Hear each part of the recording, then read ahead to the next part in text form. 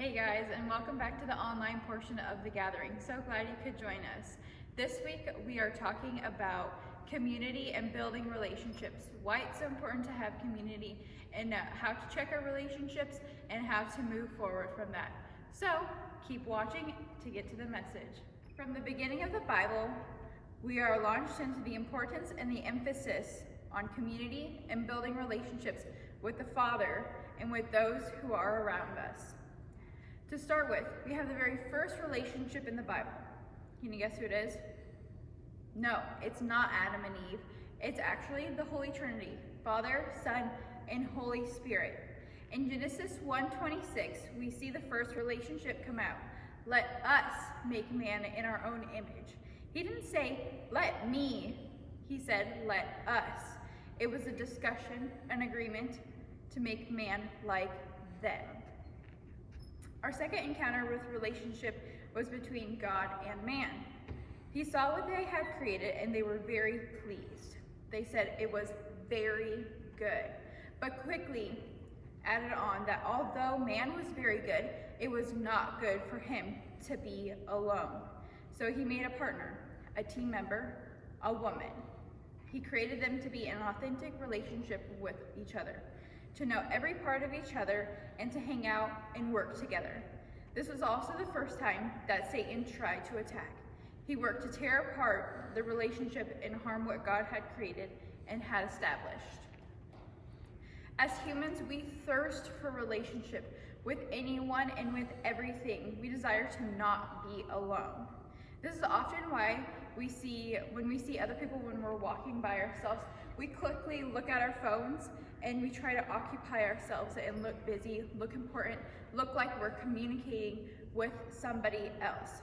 We love to hide and share behind our phones. We fake out ourselves by involving ourselves in online community and making us feel like we're a part of something bigger than ourselves because that's what we long for. But really, we're just masking our desires for the real thing.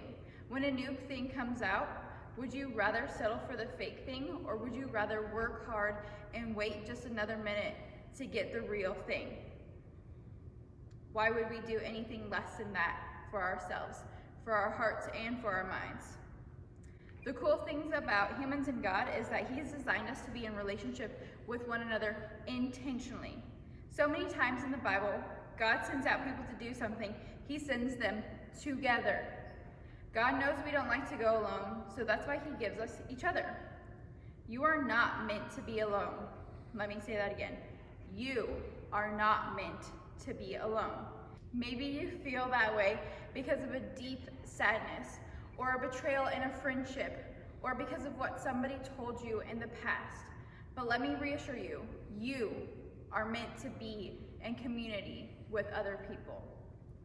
God called people to go out, and when He did, He sent them with a friend. Moses had Aaron, David had Jonathan, Mary had Joseph, and the disciples had the other disciples to walk with. He sent them in pairs. Even the animals went out in groups. All right, so we know that we aren't meant to be alone. So what next? Let's check our friend circle. Are my friends wanting the same goals and dreams as me? If I'm trying to be like Jesus, are my friends trying to be like Jesus? They say you are who you hang out with.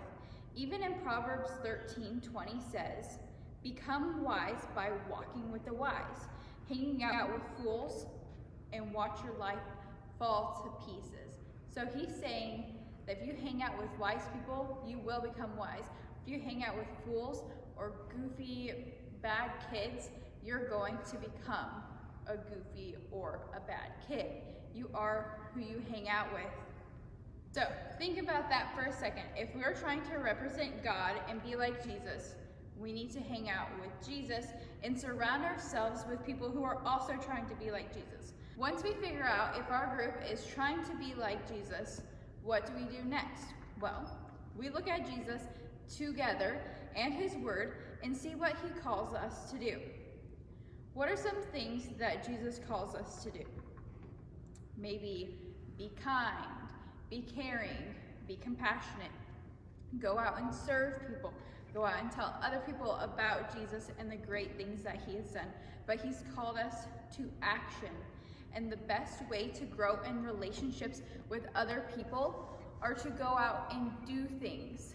When was the last time that you built a relationship or got to know somebody by just sitting on a couch next to each other and not talking? Probably not much. I know a lot of kids who went out to feed my starving children, and they said that they had a blast, and this was a great experience for them to build a relationship with their friends and with the other people that they went with, because they were doing something together, and that allowed them to have the opportunity to talk and get to know each other a little bit deeper than just sitting on a couch and watching a show together. All right, so I want to go back to Genesis for a second, and the first thing that Satan attacked, if you remember what that was, that's relationships. The relationship that Adam and Eve had with each other and with God. Oftentimes we feel like we don't fit in, or we're not this enough, or we're not that enough. We don't have all the TikTok dances down. We don't have the coolest clothes, so we just don't fit in. But when it boils down to it, those thoughts and those words are not from God. How do we know that? Because he created us for community, and he tells us that. When you come with thoughts saying, I'm meant to be alone and I can do this all by myself, this is Satan trying to sneak his way in. So friends, I encourage you to seek truth, seek friendship, seek community. You are meant to be in relationship with others. Sure, our phones can be great tools and a great connection, but let's not trade them for the real deal. Toss your phone to the side, knock on a friend's door, and live life together. Guys, thanks for joining into the gathering today. I hope you learned a little bit more about community and what your next steps should be. I encourage you to look at the next discussion questions attached to this email, and you can sit at home, discuss those with some friends, discuss them by yourselves, or discuss them as a family. Thanks for tuning in. See you next week.